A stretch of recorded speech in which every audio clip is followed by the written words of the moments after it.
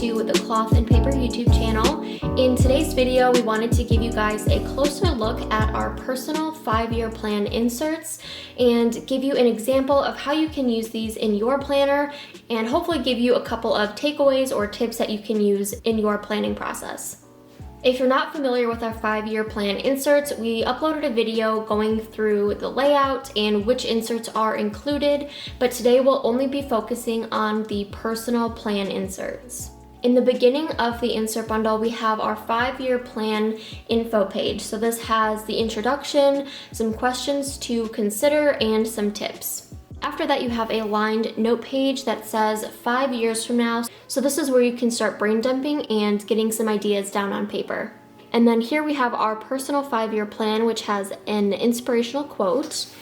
And then we go right into some of the insert layouts. So I'm gonna walk you guys through my personal planning process when filling out these inserts, but you can fill these out in a number of different ways. If you wanna use these inserts as the planning process, you can go through each of these pages and just start writing down goals and objectives and plan as you go, but I took a different approach to these, so I'm gonna share that with you in this video. So the first thing I did was start brainstorming. So I used this lined notes insert to list what is included in my personal life and ask a couple of important questions like what can be improved, how can I build a positive personal life, and how can I plan for a better future. So throughout that process, I just listed out some of the areas that I felt fit into my personal life. For example, friends, family, relationships, home life, my personal style, personal brand, pets, and mental and emotional health. Everyone's personal life is, of course, very different. So you might have kids included in here or other aspects that are missing in my personal life. After sitting down and brainstorming what my personal life looks like to me, then I started working on my vision board. So essentially, the vision board is 2 pages side by side of dot grid. You can use this to journal or write down ideas, or you can do your brainstorming right on these, but I really wanted to plan this out methodically and strategically. So these inserts ask, what does your ideal personal life look like? So for me, I started with the top 5 aspects of my personal life, and from there I decided that evaluating my current personal life would be really beneficial. So I asked myself 2 questions. What can I improve? And what can I add? These are existing things that I feel like I can improve in my personal life. And then I have a drop-down arrow for things that I want to add. And for example, one of those items that I would like to add to my personal life in the next 5 years are pets. So after listing what I could add to my personal life, I decided to create a small word bank of what my ideal life feels like. So I just listed a couple of words that I want to keep in mind when planning goals and objectives. And then from there, after completing this word map, I decided to add in a couple of photos on the other page, and then I just added in a couple of notes as well. And then after completing my vision board, I started working on goals and objectives. So the first thing I did when I got to this section was list my main goal up here at the top, and this can be either very specific if you have a very specific personal goal like buying a new home, but my personal main goal is to just build a personal life that is healthy, happy, safe, positive, and fulfilling. Below that section, you have 4 different sections. So you have strategy, resources, personal audit, and obstacles. So starting with strategy, it asks the question, what needs to happen in order to reach this goal? So for me, I just listed out the different areas of my life that I want to focus on and a couple of strategies for improving each of those areas of my life.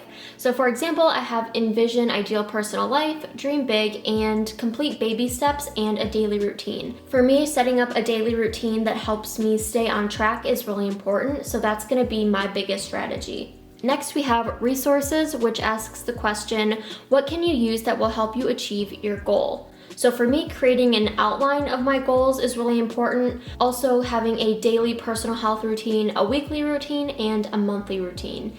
And I also want to create a goal checklist. I haven't created this yet, but I think having an outline of different goals that I want to accomplish and adding to that every so often would be really beneficial.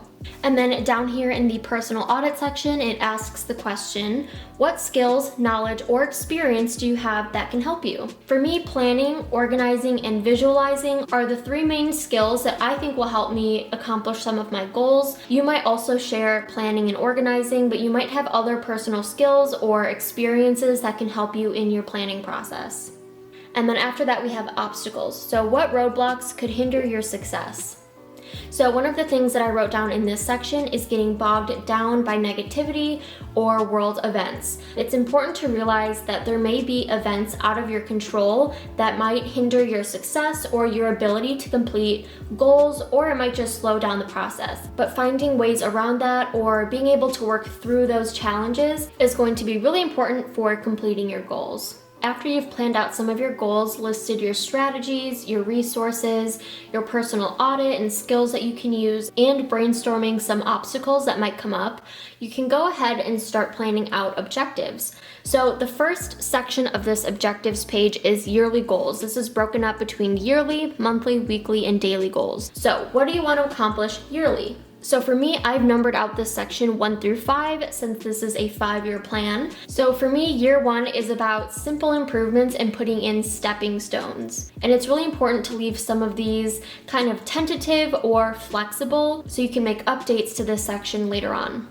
For monthly goals, it asks the question, what goals can you set monthly to reach your yearly goal? For me, focusing on each area each month will be really helpful. I also think that finding ways to spread positivity, saying yes to more, and putting in milestones and rewards will help me reach my yearly goals. After that, you have weekly goals, and this asks the question, what goals can you set weekly to reach your monthly goals? So for me, the weekly checklist, which I have laid out in my resources section, and once we get down to weekly and daily timelines, you want to get really specific with your goals. So for example, your yearly goals, like for me, might be simple improvements. But on a weekly basis, how can you make simple improvements on a grander scale? So I wrote down a very specific weekly checklist of all the things that I want to do weekly to make sure that I'm setting myself up for success. And then down in the daily goals section, it asks, what goals or habits can you establish daily to complete your weekly goal? So for me, that's just having a healthy daily routine. And of course, this is gonna look different for everyone, but for me, waking up by a certain time, completing my morning routine, doing something positive each day, and following up with my goal process, writing down gratitude, and finding one thing to be inspired by are all things that I think will help me reach some of my weekly goals and eventually yearly goals. So after I've outlined all of my goals and objectives, I moved on to the milestones section, and this is where you can set up a reward system or just keep track of milestones. So you can set up a reward system if that works well for you, but for me, I just wanted a place where I could track all of my milestones and any improvements that I've made or anything that I think has helped me get closer to one of my goals. So for example, if upgrading your living space was one of your big goals that you wanted to accomplish, and you moved into a new apartment or purchased a home, you're gonna wanna list that in your milestones section. So this is where you can congratulate yourself and reward yourself for accomplishing certain goals. Anyways, thank you guys so much for watching. We hope you enjoyed today's video. Hopefully this gave you a couple of tips or ideas on where to start planning your 5-year plan. If you have used these 5-year plan inserts and have any tips that you would like to share, please leave those down below in the comment section, and we will see you guys in our next video. Bye!